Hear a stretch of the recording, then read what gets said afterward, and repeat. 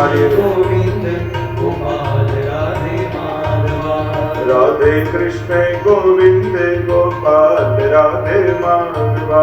राधे कृष्ण વલ્લભાધીશ કી જય. જય શ્રીના ચરણોમાં દંડવત પ્રણામ અને સર્વ ભગવતી વૈષ્ણવોને આજની એકાદશીની ખૂબ ખૂબ વધાઈ અને જય શ્રી કૃષ્ણ. આપણો દર એકાદશીનો સત્સંગ બધાને યાદ હશે કે લગભગ 6 વર્ષ થયા ચાલે છે અને જયશ્રીની આશીર્વાદ અને ઠાકોરજીની કૃપાથી ખૂબ જ સારો સત્સંગ ચાલે છે.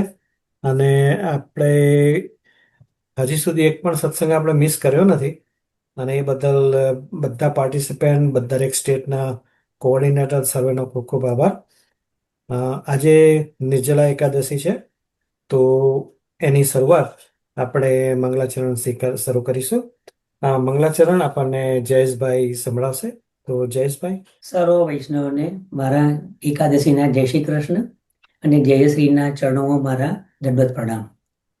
ચિંતા સંતાન હંતારો યત્પાનામ રુજરે નવ શિયાનામ તાનિજાચાર્ય પ્રણમામે મુહુર્મુહુઃ યદનુગ્રહતો જંતો સર્વદુઃખાધિગો ભવેત તમહં સર્વદા વંદે શ્રીમદ્વલ્લભનંદનમ અજ્ઞાનતિમિરાન્ધસ્ય જ્ઞાનાંજનશલાકયા ચક્ષુરન્મિલિतं येन તસ્मै શ્રીગુરુવે નમઃ.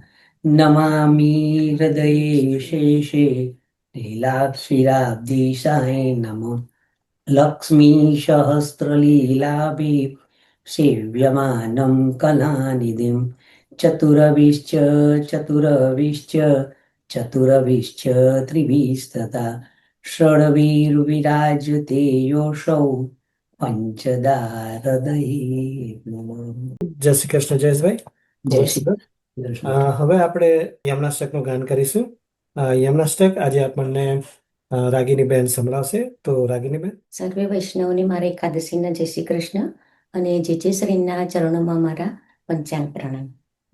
નમામિ યમુનામહં સકલ સિદ્ધિ હૈ તું મુદા મુરારી પદ પંકજ સ્ફુરદ મંદરે નુસ્કટામ તટસ્થ નવ કાનન પ્રકટ મૂદ પુષ્પાંબુના સુરાસુરસુપૂજિત સ્મર પિતૃશ્રિયં રીભૃતિં કલીન્દ્રગિરિમસ્તકે પતત મંદપૂરોજ્વલા વિલાસગમનોલસત પ્રકટ ગંડશૈલોનતા સઘોષગતિદંતુરા સમધિરૂઢદોલોત્તમા મુકુન્દરતિવર્ધિની જયતિ પદ્મબંધો સુતા ભુવન ભુવન પાવની મધિગતા મને કશ્વને પ્રિયા ભૈરવ સેવિતામ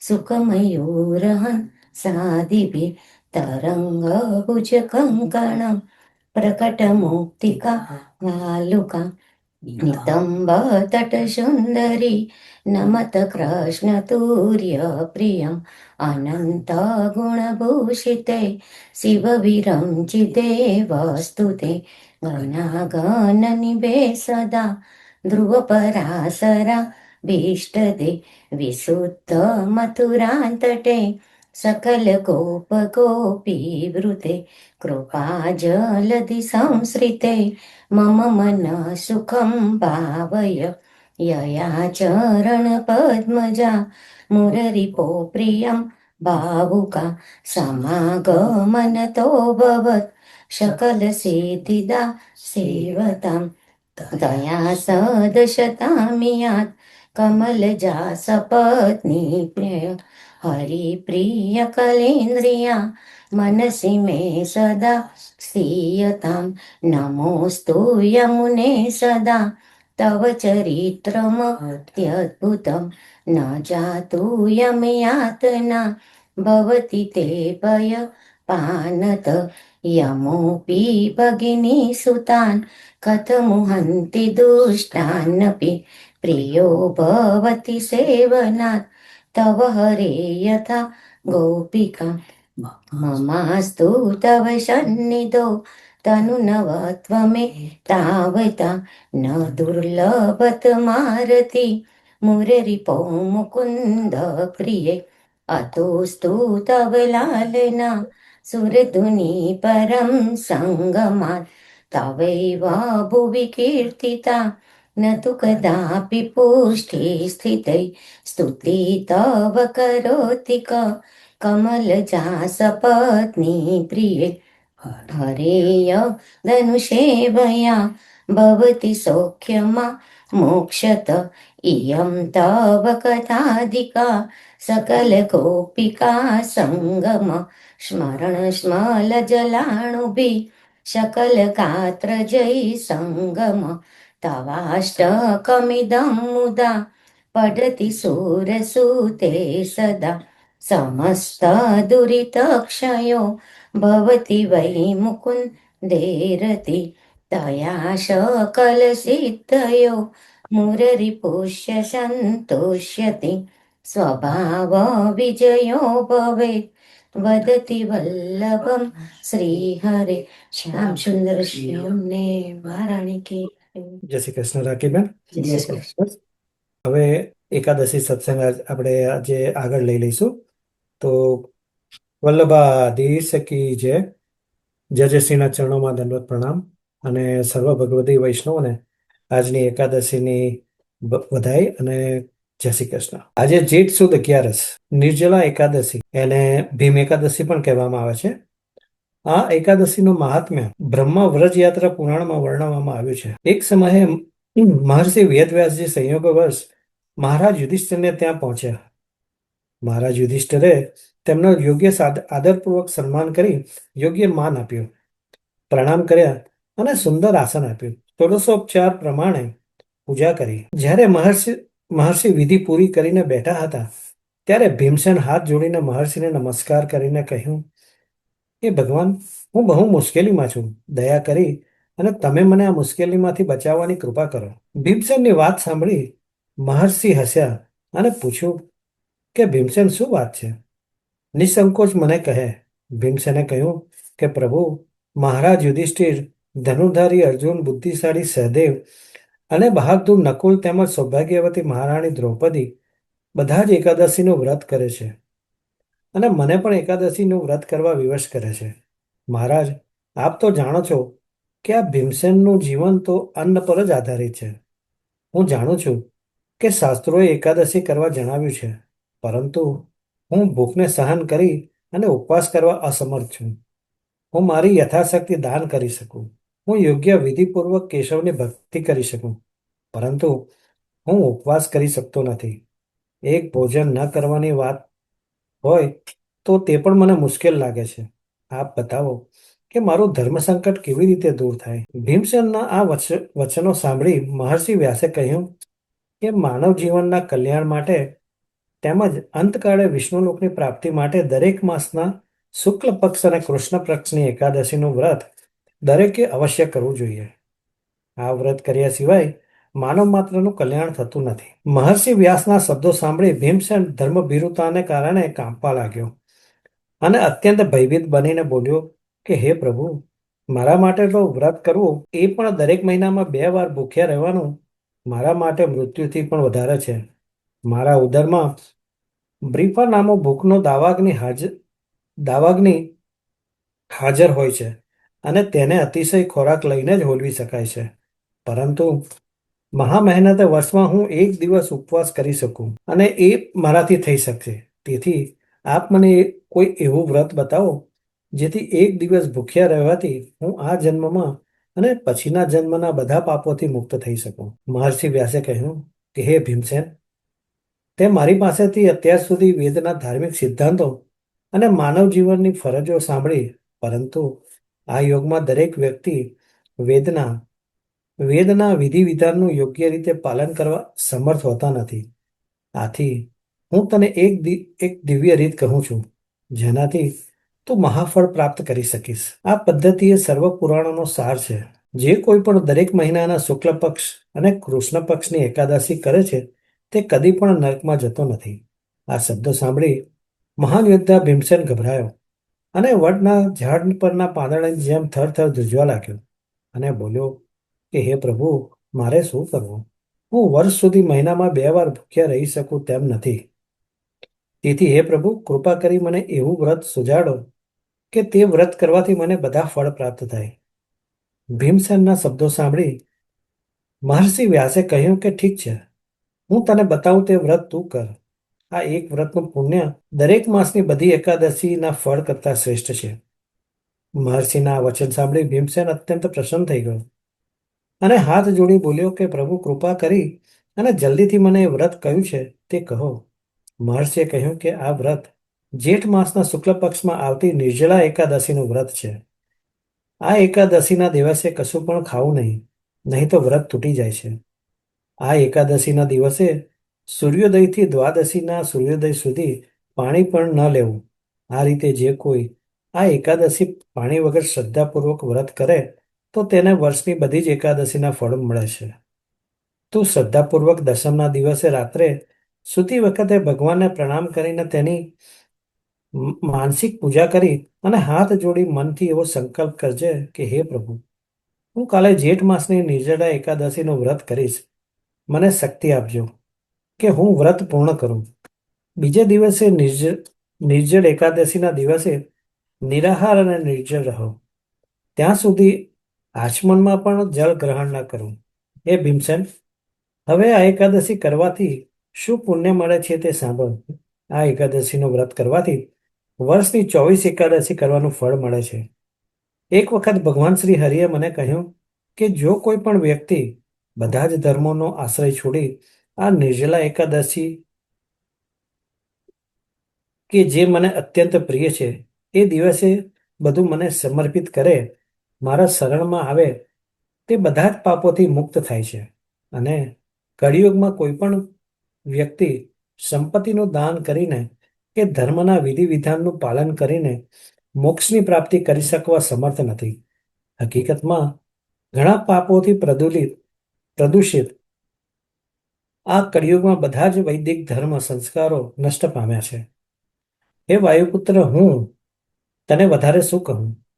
દરેક એકાદશીમાં ફળાહાર વર્જિત છે અને આ નિર્જલા એકાદશીમાં તો જળ પણ વર્જિત છે. આ એકાદશી કરવાથી બધા જ ધાર્મિક સ્થળોએ યાત્રા કરવા જેટલું પુણ્ય મળે છે. મૃત્યુના સમયે યમદૂતો અને ભગવાન શ્રી હરિના દૂતો તેને લેવા આવે છે અને વૈકુંઠમાં લઈ જાય છે. આ એકાદશીનું વ્રત પૂરું કર્યા પછી બીજા દિવસે જો કોઈ ગૌદાન કરે તો તેને બધા જ પાપોમાંથી મુક્તિ મળે છે. જ્યારે અન્ય પાંડવોએ આ એકાદશીનું મહાત્મ્ય સાંભળ્યું ત્યારે તેમણે પણ એકાદશીનું વ્રત કરવાનો નિર્ધાર કર્યો. તે દિવસથી ભીમસેને આ નિર્જલા એકાદશીનું વ્રત શરૂ કર્યું. આથી આ એકાદશીને ભીમસેન એકાદશી પણ કહે છે અથવા પાંડવા નિર્જલા એકાદશી નામથી પણ ઓળખાય છે. આ એકાદશીનું વ્રત કરવા સુમેરુ કે ચંદ્રાચલ પર્વત જેટલા મોટા પાપો પણ બળીને ભસ્મ થાય છે. માટે હે રાજન, ભગવાન શ્રી કૃષ્ણે જણાવ્યું છે કે નિર્જળા એકાદશીના દિવસે પવિત્ર નદીઓમાં સ્નાન કરવાનું, દાન કરવાનું, વૈદિક મંત્રનું ગાન અને પુણ્યદાન કરવાનું ખૂબ જ મહત્વ છે. હવે આપણે નિર્જળા એકાદશીનું પુષ્ટિ માર્ગે મહાત્મ્ય જોઈએ. મહાભારત અને પદ્મ પુરાણમાં નિર્જળા એકાદશીનું મહાત્મ્ય બતાવવામાં આવ્યું છે કે આ એકાદશીએ જો કોઈ પાણી વગર શ્રદ્ધાપૂર્વક વ્રત કરે અને ભગવાનની ભક્તિ કરે તો તેને બધી એકાદશીનું ફળ મળે છે. જળ પણ ન લેવાય, તેથી તેને નિર્જલા એકાદશી કહે છે. ભીમે જળ લીધા વિના આ એકાદશી કરેલી, પણ શ્રી કૃષ્ણના કહેવાથી ભીમે શ્રી યમુનાજીનું પયપાન કરેલું. આમ છતાં નિર્જલા એકાદશીનું વ્રત કર્યું કહેવાય છે. જોકે આ એકાદશીએ કેટલાક ચુસ્ત વૈષ્ણવો ફળ કે જળ પણ લેતા નથી, પણ શ્રી યમુનાજીના જળનું પયપાન કરી વ્રત કરી શકાય છે.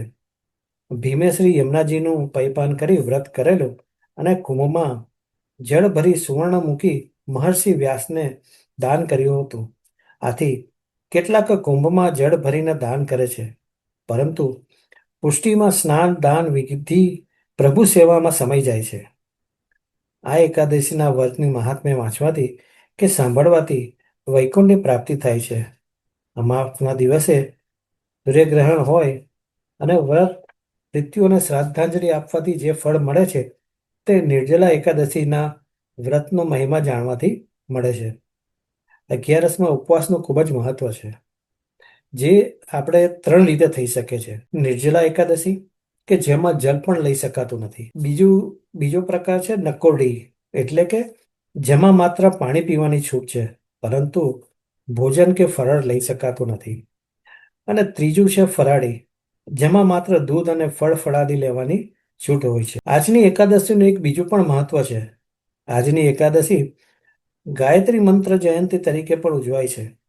માતા ગાયત્રીને વેદ માતા કહેવામાં આવે છે.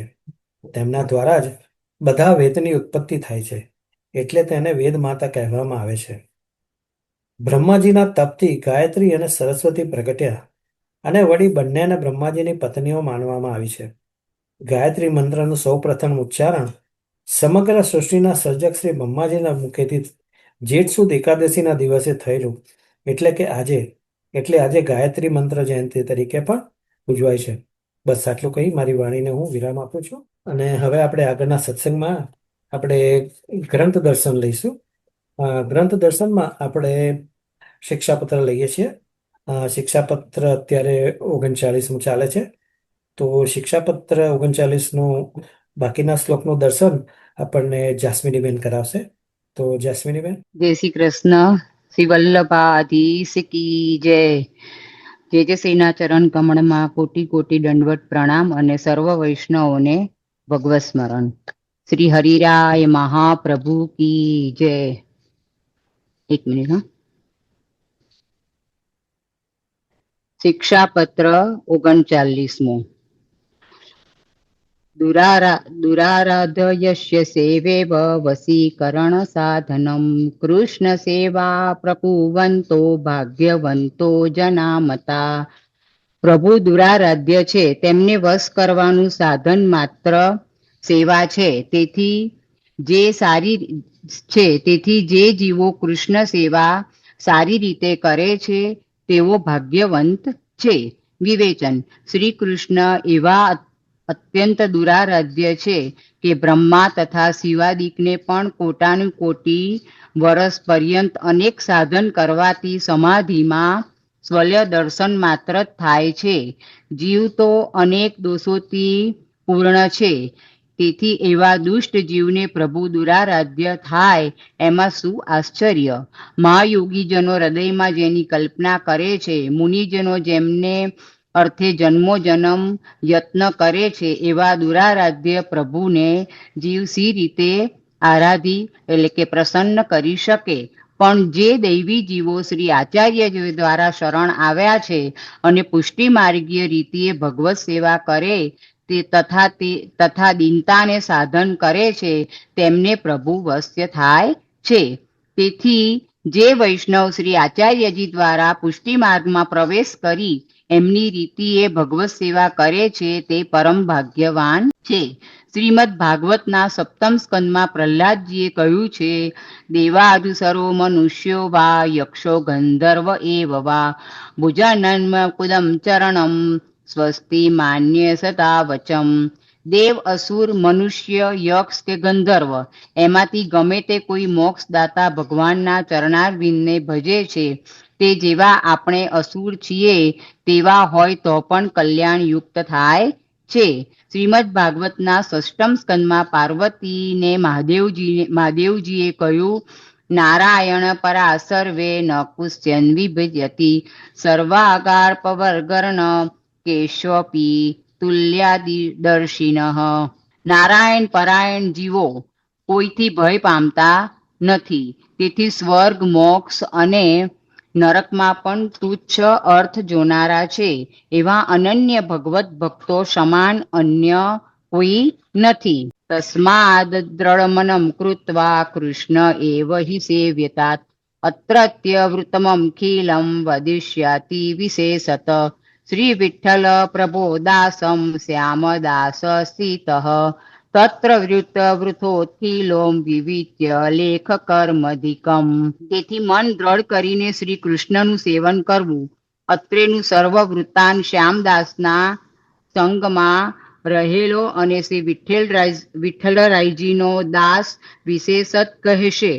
ત્યાંનો સર્વ વૃત્તાંત વિસ્તારથી લખશો. વિશેષ શું લખું? સર્વોપરી પ્રભુ શ્રી કૃષ્ણ સેવા દ્રઢ મનથી પ્રીતિપૂર્વક કરવી. શ્રીમદ ભગવત સપ્તમ સ્કંદમાં પ્રહલાદજી કહે છે કે ન દાન ન તપો નેજ્યા ન શિયમ ન વ્રતાનીય પ્રિયેતમળ્યા ભક્ત્યા હરિરંચ વિડંબનમ. અર્થાત દાન, તપ, યજ્ઞ, પવિત્રતા, વ્રત એમના કશાથી પ્રભુ રાજી થતા નથી. જેટલી શુદ્ધ ભક્તિથી પ્રસન્ન થાય છે તેથી શુદ્ધ ભક્તિ વિના અન્ય સર્વ વિડંબના રૂપ છે. શ્રીમદ ભાગવતના દસમ સ્કંદમાં ઉદ્ધવજીએ કહ્યું છે કે દાન, વ્રત, તપો, હોમમ, જપ, સ્વાધ્યાય, સંયમે શ્રેયોમિની વિદ્યા વંશે કૃષ્ણે ભક્તિ સાધ્યતે.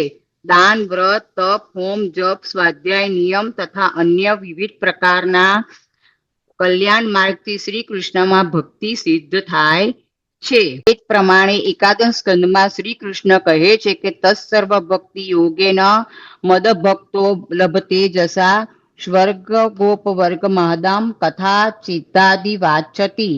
મારો ભક્ત સ્વર્ગ, મોક્ષ, મારું ધામ, વ્યાપી વૈકુંઠ જો એની ઈચ્છા હોય તો એ સર્વ ભક્તિ યોગ વડે શ્રમ વિના જ પ્રાપ્ત કરે છે. તેથી શ્રી કૃષ્ણની ભક્તિ સર્વોપરી છે. નિષ્કામ થઈ સેવામાં મન લગાડવું એ જ કર્તવ્ય છે.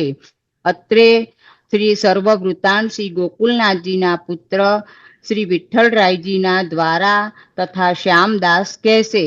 તે જાણીને તમારા ત્યાંના સર્વ સમાચાર વિસ્તારપૂર્વક લખશે.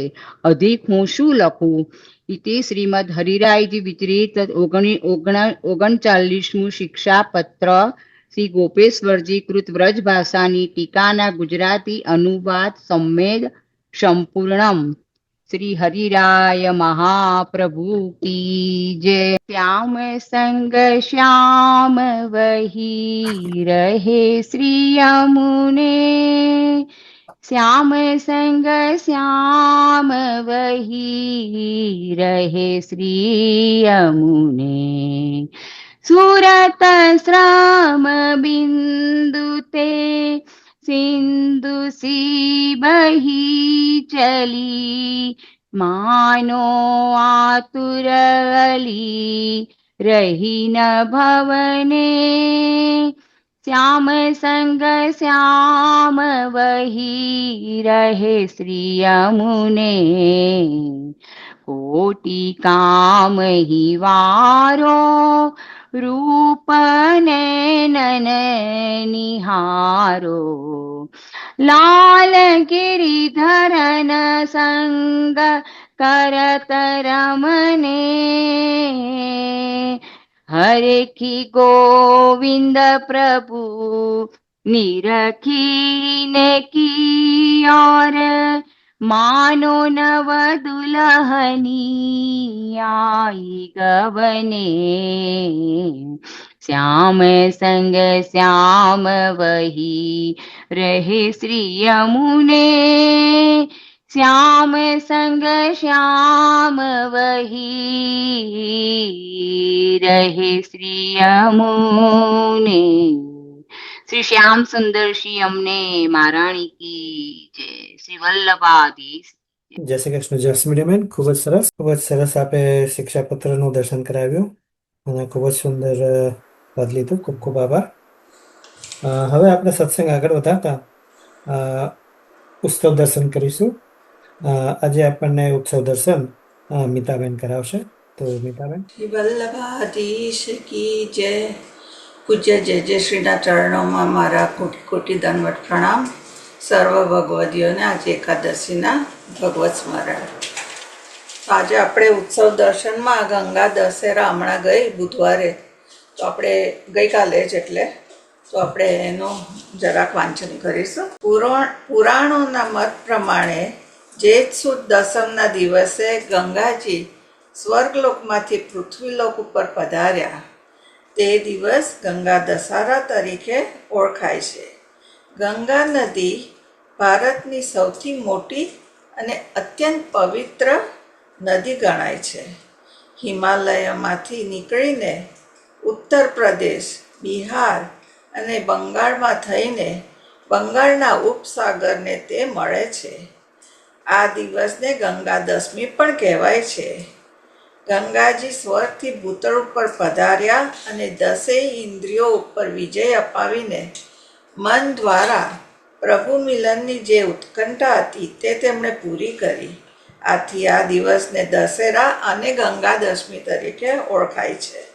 શ્રી યમુનાજીને વિનંતી કરી શ્રી યમુનાજીના સંગમાં રહીને શ્રી ગંગાજીનો પુષ્ટિ પુરુષોત્તમ સાથે મેળાપ થયો અને તેઓ પુષ્ટિમાં વયા. આમ તેમનો વિજય થયો, જેને દશેરા શબ્દથી ઓળખાય છે, કારણ કે દશેરા એ વિજયનું પ્રતીક છે.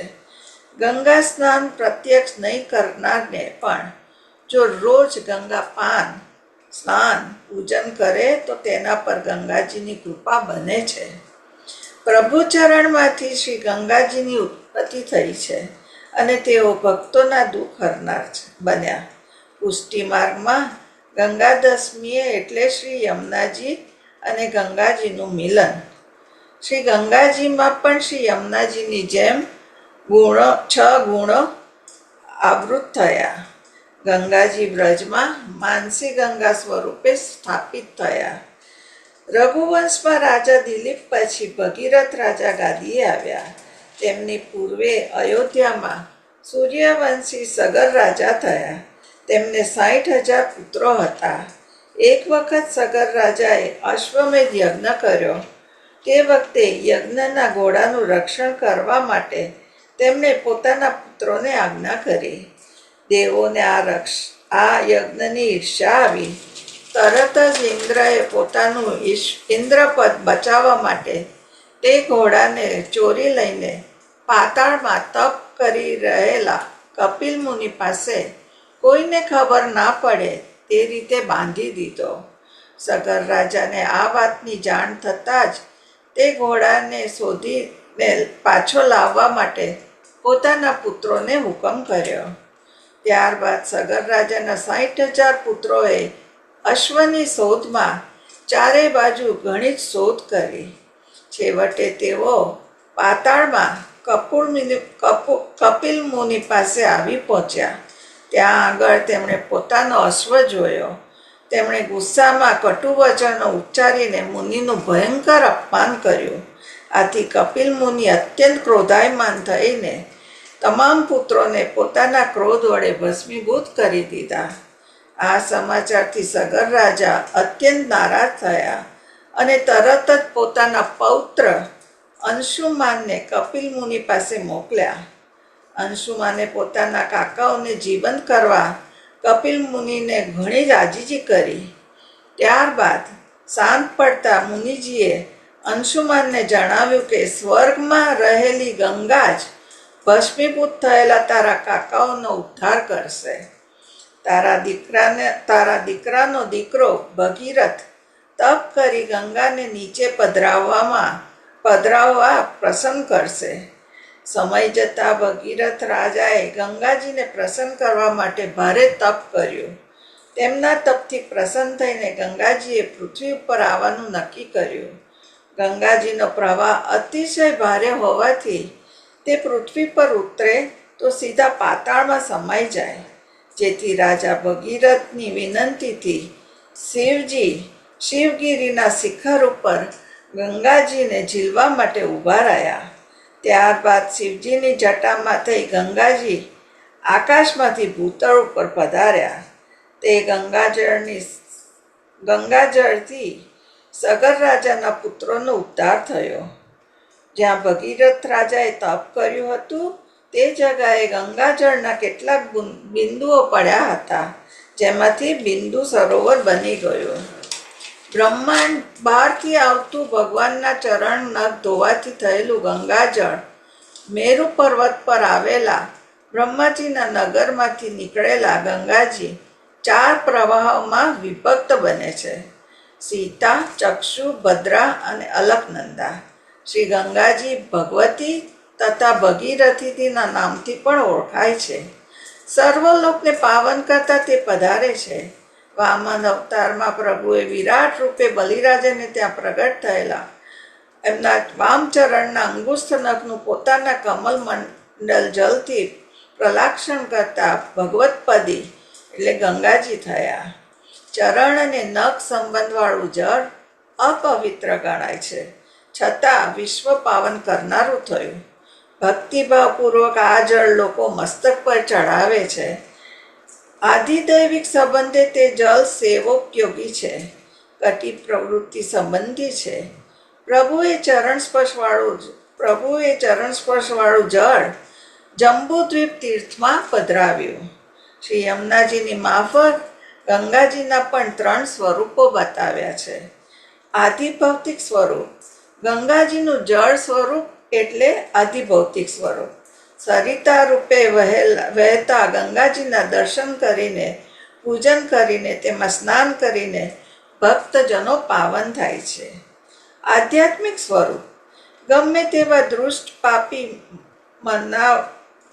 માનવના પાપો દોષો દૂર કરવાની શક્તિ ગંગાજળમાં હોવાથી તે સ્વરૂપ આધ્યાત્મિક સ્વરૂપ કહેવાય છે. કેટલાય ભાવિક ભક્તજનો તીર્થ સ્વરૂપ એવા ગંગાજીમાં સ્નાન કરીને જીવન ધન્ય બનાવે છે. આધિદૈવિક સ્વરૂપ, સાક્ષાત ચરણ સંબંધવાળું જળ. ગંગાજીને દેવતા સ્વરૂપ માની તેમનું પૂજન એટલે જ આધિદૈવિક સ્વરૂપ. ગંગાજીની મૂર્તિની દેવી સ્વરૂપ માની તેમના દર્શન, પૂજન વગેરે કરવા તે ગંગાજીનું આધિદૈવિક સ્વરૂપ છે. આ રીતે જોતા ગંગાજીનું મહત્વ ઘણું જ છે. વિભૂતિ સ્વરૂપ ગંગાજી સ્વર્ગ આપે છે, અનેક પાપોમાંથી મુક્તિ આપે છે. જ્યારે ભક્તિ માર્ગીય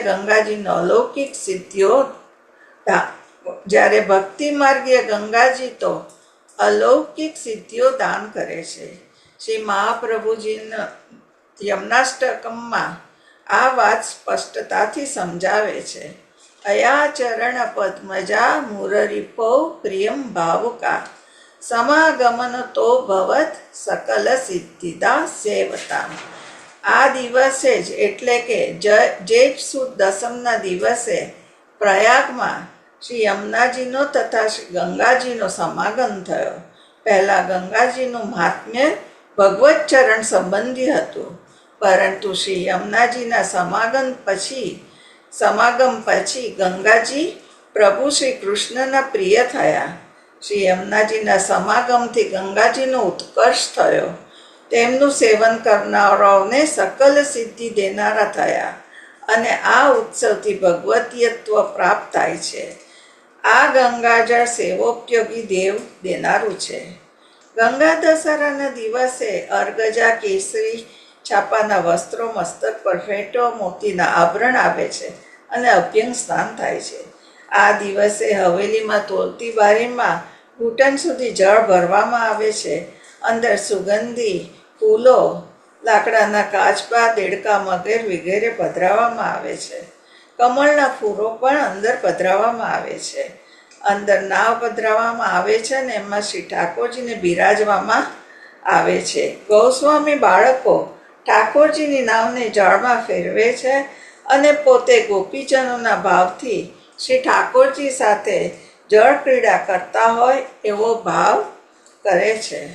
તો આ આપણું ગંગા દશેરાનું મહત્ત્વ. અને હવે રવિવારે સ્નાન યાત્રા આવે છે. તો સ્નાન યાત્રા એ જેઠ સુદ પૂનમે સ્નાન યાત્રા હોય છે. આ વેદોક્ત ઉત્સવ નક્ષત્ર પ્રધાન છે. જ્યારે જ્યેષ્ઠા નક્ષત્ર હોય છે તે દિવસે સ્નાન યાત્રાનો ઉત્સવ આવે છે, જેમાં પ્રભુને સંઘથી સ્નાન કરાવાય છે. તે આગલા દિવસને જળયાત્રા કહેવાય છે, જેમાં જ્યેષ્ઠ અભિષેક સ્નાન કરાવવાનું જળ કોઈ તીર્થ સ્થળ કે પવિત્ર નદીના કિનારે જઈ ભરી લાવીને તેનું અધિવાસન કરાય છે. આ જળનો વિનિયોગ સ્નાન માટે બીજે દિવસે કરાય છે. બીજે દિવસે સૂર્યોદય પહેલાં સ્નાનાભિષેકની તૈયારી કરવામાં આવે છે.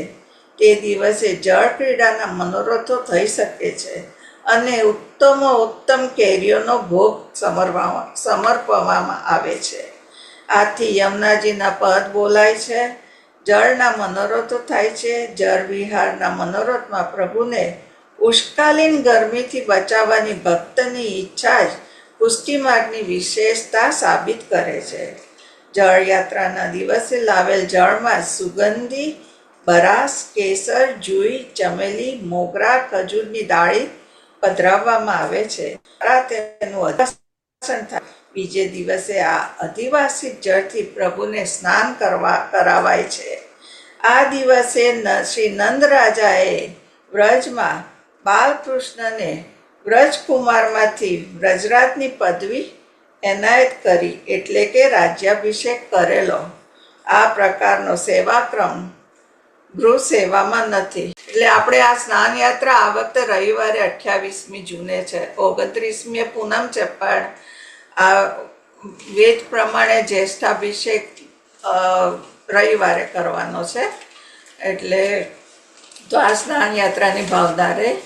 આટલું કહીને મારી વાણીને વિરામ આપું છું. જય શ્રી કૃષ્ણ. વલ્લભાધીશ કી જય. જય શ્રી કૃષ્ણ. ખૂબ જ સરસ આપે સ્નાન યાત્રા અને ગંગા દશેરાનું દર્શન કરાવ્યું. ખૂબ ખૂબ આનંદ આવ્યો. ઘણું ઘણું જાણવા મળ્યું આજે તો. હવે આપણે સત્સંગ આગળ વધારતા વાર્તાજી દર્શન કરીશું. વાર્તાજીમાં આપણે 252 વૈષ્ણવની વાર્તા લઈએ છીએ. તો આજે એનું દર્શન આપણને પુષ્ટિબેન કરાવશે. તો પુષ્ટિબેન. વલ્લભાધીશ કી જય. પરમ પૂજ્ય જય શ્રીના ચરણોમાં પંચાંગ પ્રણામ. સર્વે ભગવદીય વૈષ્ણવને 11ના જય શ્રી કૃષ્ણ, જય શ્રી વલ્લભ. હરિદાસ બન્યા મેરતાના. હવે શ્રી ગુસાઈજીના સેવક હરિદાસ બન્યા મેરતાના નિવાસી. તેમની વાર્તાનો ભાવ કહે છે. પહેલા મેરતામાં કોઈ વૈષ્ણવ ન હતો. આ મેરતાના રાજા જેમલજી રજપૂત મહાશૈવ્ય હતા. તેથી આખું ગામ રામના ધર્મે ચાલતું. એક વખત શ્રી ગુસાઈજી શ્રી રણછોડજીના દર્શને દ્વારિકાજી પધાર્યા. ત્યારે મેરતાની બહાર શ્રી ગુસાઈજીનો મુકામ થયો. તે દિવસે સાંજે હરિદાસ ગામની બહાર આવ્યા. ત્યાં શ્રી ગુસાઈજીના દર્શન હરિદાસે કર્યા. પછી તો હરિદાસના મનમાં થયું કે હું તો એમનો સેવક થઈશ. એ સમયે શ્રી ગુસાઈજી ચોકી પર બેસી સંધ્યાવદન કરતા હતા. એટલામાં હરિદાસે આવીને શ્રી ગુસાઈજીને દંડવત કરી વિનંતી કરી કે મહારાજ, મને આપ કૃપા કરી નામ સંભળાવો, હું તો આપનો સેવક થઈશ. ત્યારે હરિદાસની અવસ્થા 18 વર્ષની હતી. તે જ વખતે શ્રી ગુસાઈજીએ હરિદાસને નામ સંભળાવ્યું. પછી હરિદાસ પોતાના ઘેર આવ્યા. પોતાની સ્ત્રી અને દીકરીને તે જ સમયે શ્રી ગુસાઈજી પાસે લઈ આવ્યા અને નામ નિવેદન કરાવ્યું. યથાશક્તિ ભેટ કરી શ્રી ગુસાઈજીની વિદાય માંગી હરિદાસ પોતાને ઘેર આવ્યા. પછી કેટલા દિવસે શ્રી ગુસાઈજી દ્વારિકાથી પાછા ફર્યા. ત્યારે મેરતાની બહાર એ જ રીતે મુકામ કર્યો. પ્રભુને પધાર્યા જાણી હરિદાસ દર્શન કરવા આવ્યા. ત્યાં આવી શ્રી ગુસાઈજીના દર્શન કરી દંડવત કરી હરિદાસે વિનંતી કરી કે મહારાજ, આપ કૃપા કરી મને કોઈ સેવા પધરાવી આપો. ત્યારે શ્રી ગુસાઈજી એમને માથે ભગવત સેવા પધરાવી આપી. પછી સવારે હરિદાસે શ્રી ગુસાઈજી પોતાને ઘેર પધરાવ્યા. ત્યારે શ્રી ગુસાઈજીએ ઠાકોરજીને સ્નાન કરાવી, અંગવસ્ત્ર કરી, શ્રીઅંગ પોછી, શૃંગાર વાગા ઋતુ અનુસાર ધરાવી, ભોગ સમર્પી, પોતે રસોઈ કરી ભોગ સરાવી, રાજભોગ શ્રી ઠાકોરજીને સમર્પ્યો. પછી સમય થયે ભોગ સરાવી, આરતી કરી શ્રી ઠાકોરજીને અનુસર કરાવી, પોતે ભોજન કરી આ ત્રણેયને પાતળ મૂકી. પછી શ્રી ગુસાઈજી તો પોઢવા માટે પધાર્યા. પછી વિશ્રામ કરી ઉત્થાપન સમયે શ્રી ગુસાઈજી ગાદી તકિયા પર બિરાજ્યા. ત્યારે હરિદાસે શ્રી ગુસાઈજીને સેવાની બધી રીત પૂછીને વિજય તિલક કર્યું. વિદાયની ભેટમાં હરિદાસના ઘરમાં જે કાંઈ હતું તે બધું શ્રી ગુસાઈજીને સમર્પ્યું. પછી ત્યાંથી શ્રી ગુસાઈજીએ ગોકુળ વિજય કર્યો. હરિદાસે થોડાક દૂર સુધી જઈ શ્રી ગુસાઈજીને વિદાય આપી. પોતાને ઘેર આવ્યા. પછી શ્રી ઠાકોરજીની સેવા હરિદાસ સારી રીતે કરતા. ભાવ પ્રકાશ. હરિદાસ લીલામાં રત્નપ્રભાના સખી છે. પ્રવાલિકા એમનું નામ છે. એ તામસ ભક્ત છે. રત્નપ્રભાથી પ્રગટ્યા છે, તેથી એમના ભાવરૂપ છે. પ્રવાલિકાની 2 સખીઓ છે. એમાં એકનું નામ ઉજિયારી છે, બીજીનું નામ શીતલા છે. હરિદાસની દીકરીને ઉજિયારીનું સ્વરૂપ અને હરિદાસની સ્ત્રીને શીતલાનું પ્રાગટ્ય જાણવું. આ બંને અહીં પણ હરિદાસની સેવામાં સહાયક થયા. આમ સેવા કરતા હરિદાસના કેટલાક દિવસ વીત્યા. ત્યારે કોઈકે જેમલજી પાસે જઈ હરિદાસની ચાડી કરી કે એક વાણિયો હરિદાસ આપણા ગામમાં રહે છે. એ પાછલી એકાદશી કરે છે અને તમારા મંદિરમાં દર્શન કરવા આવતો નથી. એનું આ કહેવું સાંભળતા જ હરિદાસ ઉપર રાજાને ખૂબ જ માઠું લાગ્યું. તે જ સમયે રાજાએ કહ્યું કે હમણાં જ હરિદાસને અહીં બોલાવી લાવો. માણસોએ હરિદાસ પાસે આવીને કહ્યું કે તમને હમણાં જ જેમલજી બોલાવે છે, તેથી ઝટ ચાલો.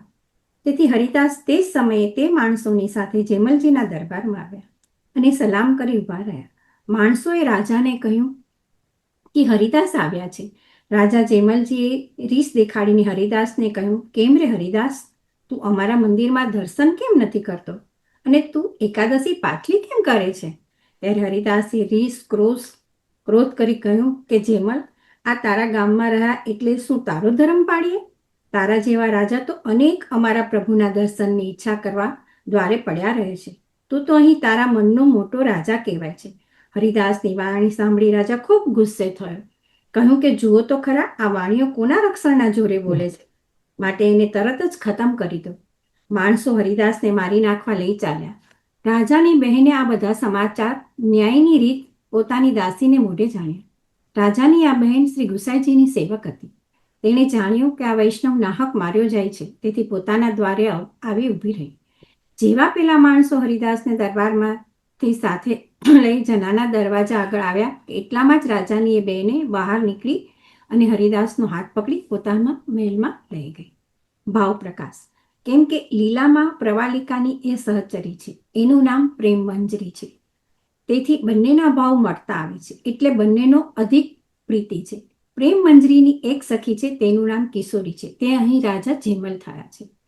માણસોએ આવીને રાજાને આ સમાચાર કહ્યું કે મહારાજ, હરિદાસને તો તમારા બેન હાથ પકડીને અમારા હાથમાંથી છોડાવી અંદર લઈ ગયા. આ સમાચાર સાંભળીને રાજા ખૂબ ગુસ્સે થયો. અરે, મારી બેન આજ સુધી કોઈ પુરુષનું મોં જોયું નથી, એ વાણિયાનો હાથ પકડીને મહેલમાં લઈ ગઈ. તેથી મારું નામ જેમલ ત્યારે જ ખરું કે પહેલાં તો હું બેનને મારું, પછી વાણિયાને મારું. મનમાં આવું નક્કી કરી હાથમાં એક તલવાર લઈ જેમલજી પોતાની બેનના ઘરમાં આવ્યા. ત્યાં જોયું તો બેને હરિદાસને એક ચોકી પર બેસાડ્યા છે અને પોતે ઊભી ઊભી એનો પંખો કરે છે. ત્યારે રાજા જેમલજી બેનની આગળ ઊભો રહ્યો. રાજાને ગુસ્સે થયેલો જાણી બેને હસીને કહ્યું, વીરા મારા, તે તો આજે તારું ઘર ખોયું હતું, પણ એવું પ્રભુ કેમ કરે કે આપણા કુળનો નાશ થાય? જે ગામમાં એક પણ વૈષ્ણવ હોય તો તે આખા ગામનો ઉદ્ધાર કરે, માટે તું હવે આમને પગે લાગ. આ તો શ્રી ગુસાઈજીના સેવક વૈષ્ણવ છે, એમને માથે ત્રણેય લોકના અધિપતિ બિરાજે છે, તેથી એમનો અપરાધ કેમ કરાય? રાજાએ કહ્યું કે તો હવે હું શું કરું? પછી રાજા પોતાના મનમાં ડર પામી હરિદાસના પગને સ્પર્શ કરી પોતાના દરબારમાં ગયા. રાજા બહેનને કહેતો ગયો કે તું એમની સારી રીતે સેવા કરજે, એમને પ્રસન્ન કરી મારો અપરાધ ક્ષમા કરાવી ઘેર મોકલજે. આમ કહી હરિદાસને વિનંતી કરી. રાજા તો દરબારમાં ગયો. રાજાના ગયા પછી રાજાની બહેને હરિદાસને કહ્યું કે હરિદાસજી જળ લો. હરિદાસજીએ કહ્યું, હું મારા ઘર સિવાય ક્યાંય જળ લેતો નથી. રાજાની બેને જાણ્યું કે હું વૈષ્ણવ છું તે હજી એમને જાણ્યું નથી, એટલે હરિદાસનો હાથ પકડીને પોતાના મહેલમાં લઈ ગઈ. પોતાના શ્રી ઠાકોરજીના દર્શન તેણે હરિદાસને કરાવ્યા.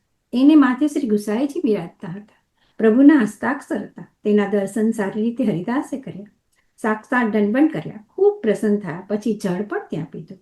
હરિદાસે રાજાની બહેનને પૂછ્યું કે તમે કેવી રીતે શ્રી ગુસાઈજીને શરણે આવ્યા? ત્યારે રાજાની બહેને કહ્યું, હું વર્ષ 20ની હતી ત્યારે એક દિવસ હું મારી અટારીએ ચઢી હતી. તે વખતે શ્રી ગુસાઈજી અમુક બાગમાં મુકામ કર્યો હતો. ત્યાં હું પ્રભુના દર્શન પામ્યો. તે વેળા એક વિનંતી પત્ર લખી એક દાસીના હાથે મેં પ્રભુને પાઠવ્યું. પત્રમાં મેં મારા ઘરના સર્વે સમાચાર લખી મોકલ્યા. લખ્યું કે મહારાજ, મારા ઘરની સંગતિ તો આવી છે, તેથી મારું આવું તો આપના દર્શન માટે થઈ શકે નહીં, અને આપનું પધારવું પણ મારે ઘેર થાય નહીં. સંગ મને અતિ દુષ્ટોનો છે અને મારો ઉદ્ધાર તો કરવો જ રહ્યો. હું તો આપની દાસી છું, તેથી આપ મને કોઈ રીતે આપની સેવક કરો. પત્રનો જવાબ પણ પત્રમાં આપ કૃપા કરીને લખી મોકલશો. દાસીએ જઈને મારો પત્ર શ્રી ગુસાઈજીના શ્રી હસ્તમાં મૂક્યો. પત્ર પ્રભુએ વાંચ્યો. મારી ખૂબ આરતી જાણી શ્રી ગુસાઈજીએ મારા પર કૃપા કરી ને નિવેદનનો પત્ર મોકલ્યો. પત્રમાં પ્રભુએ રીતે લખ્યું હતું કે તું સ્નાન કરી અપરસમાં આ પત્ર વાંચે. પ્રભુની આજ્ઞા પ્રમાણે મેં કર્યું. પછી મેં સેવા પધરાવવા માટે વિનંતી પત્ર લખી મોકલ્યું. ત્યારે શ્રી ગુસાઈજીએ પોતે કૃપા કરી હસ્તાક્ષર પધરાવી આપ્યા. નિત્યની તથા વર્ષ દિનના બધા ઉત્સવની રીત પ્રણાલિકા લખી મોકલી. આ રીત પ્રમાણે હું સેવા કરું છું. રાજાની બેનના સમાચાર સાંભળી હરિદાસ ખૂબ જ આનંદ પામ્યા. હરિદાસને શાંત કરી ઘેર મોકલ્યા. ત્યારે પોતાને ઘેર હરિદાસ આવ્યા. પછી આ વાત કેટલાક દિવસે શ્રી ગુસાઈજીએ ગોકુળમાં સાંભળી. ત્યારે શ્રી ગુસાઈજી શ્રી ગોકુળથી રણછોડરાયજીના દર્શન માટે દ્વારિકા પધારતા હતા. તે વેળા આપ મેરતા નજીક જ્યારે આવ્યા તે વખતે પોતાના માણસોને શ્રી ગુસાઈજીએ એવી આજ્ઞા કરી કે મેરતાને ડાબે છોડી ચાલો, એ ગામનો રસ્તો છોડી દો. તે વખતે શ્રી ગુસાઈજી મેરતાની સીમા છોડીને પધાર્યા એટલે હરિદાસે આગળ જઈ શ્રી ગુસાઈજીના દંડવત કરી પછી શ્રી ગુસાઈજીને વિનંતી કરી ને ત્યાં મુકામ કરાવ્યો. હરિદાસે શ્રી ગુસાઈજી આગળ ભેટ ધરી.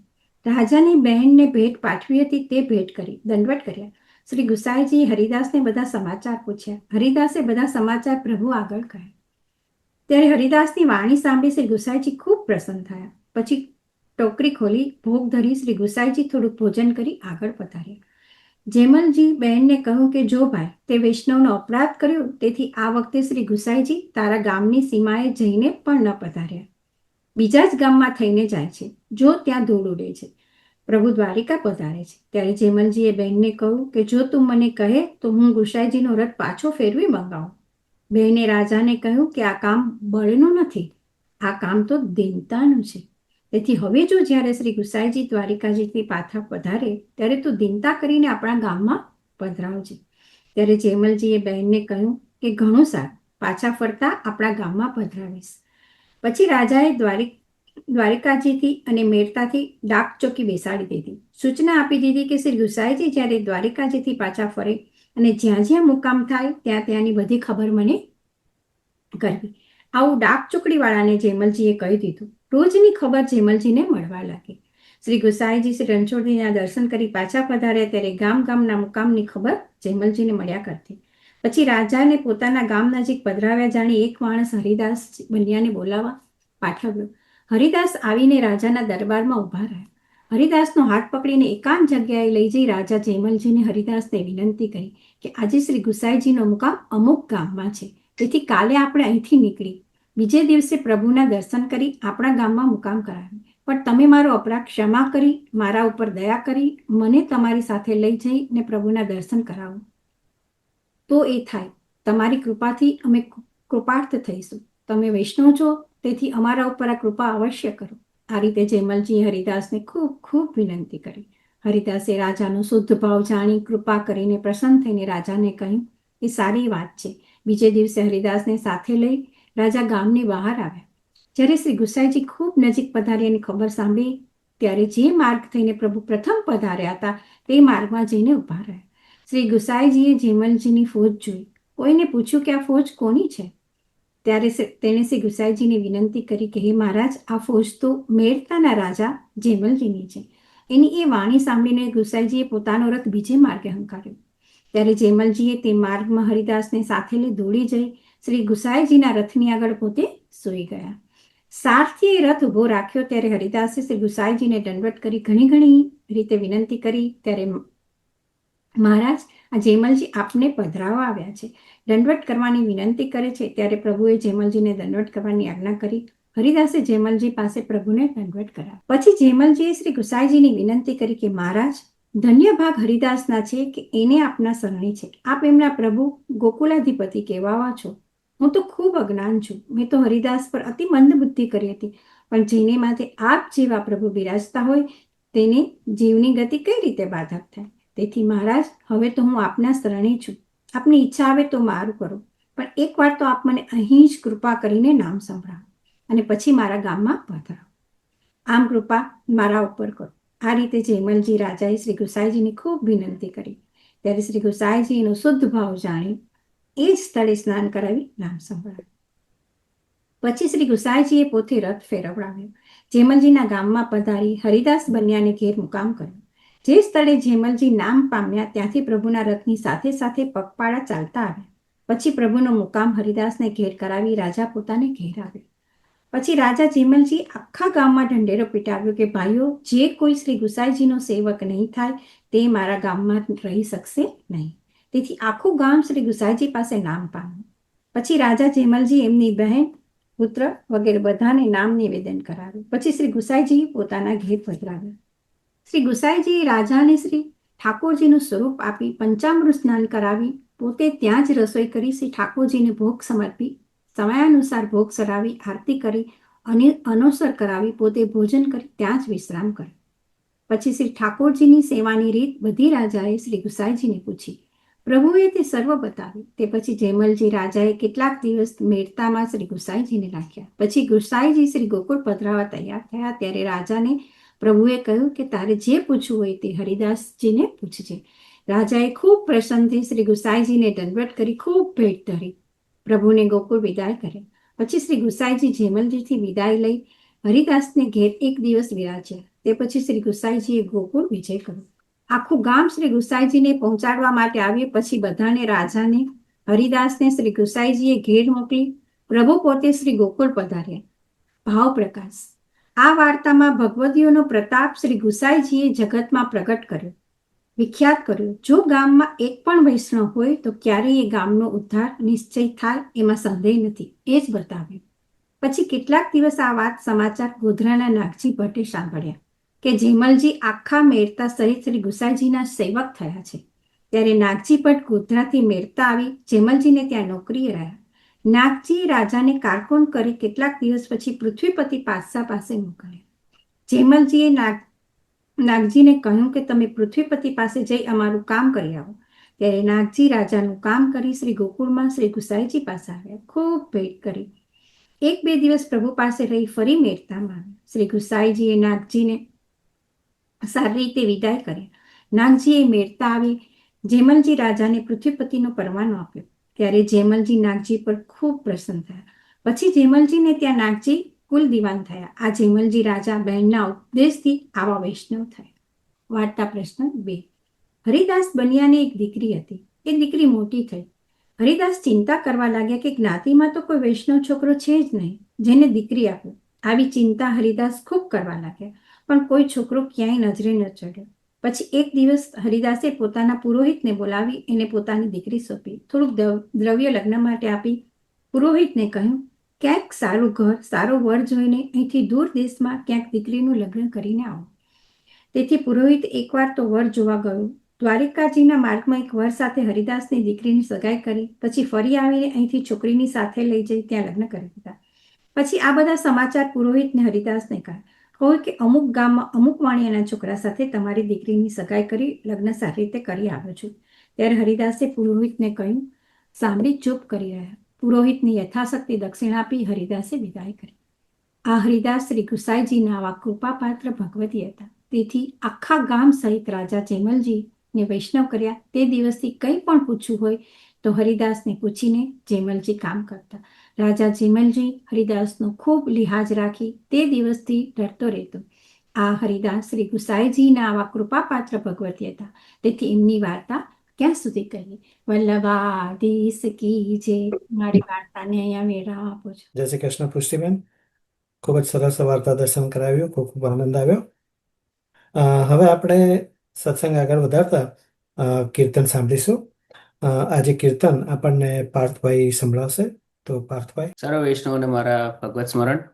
અને આપણે ગઈકાલે ગંગા દશમી હતી, તો આજે હું ગંગા દશમીનું પદ ઠાકોરજી સમક્ષ રજૂ કરીશ. ગંગા ગંગા કહે જે જન, ગંગા ગંગા કહે,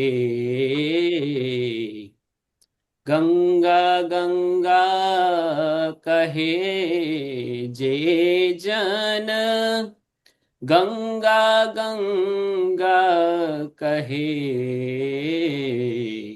જન્મ જન્મ કે કોટિક દુષ્કૃત, જન્મ જન્મ કે કોટિક દુષ્કૃત, छिन्हि मांझ दहे जे जन, गंगा गंगा कहे,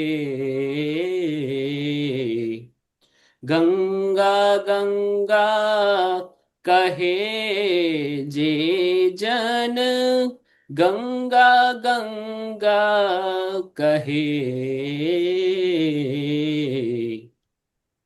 સ્નાન કરત તે મન વાંછિત ફલ તત છીન સર્વ લહે વ્રજપતિ કી प्यारी संगम ते व्रजपति की प्यारी संगम ते बहु सुख देन चहे जे जन गंगा गंगा कहे गंगा गंगा કહે જે જન ગંગા ગંગા કહે. શ્રી વલ્લભાધીશ કી જય. જય શ્રી કૃષ્ણ પાર્થભાઈ, ખૂબ જ સરસ પદ લીધું આપણે, ખૂબ ખૂબ આનંદ આવ્યો. હવે આપણો સત્સંગ વિરામ તરફ જઈ રહ્યો છે.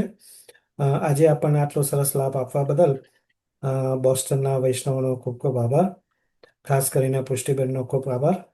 સાથે સાથે જાસ્મિનીબેન જે શિકાગોથી છે, મીતાબેન ફ્લોરિડાથી છે, અને શ્રદ્ધાબેન જે આપણને હવે આશ્રયપદ સંભળાશે તે કેનેડાથી છે.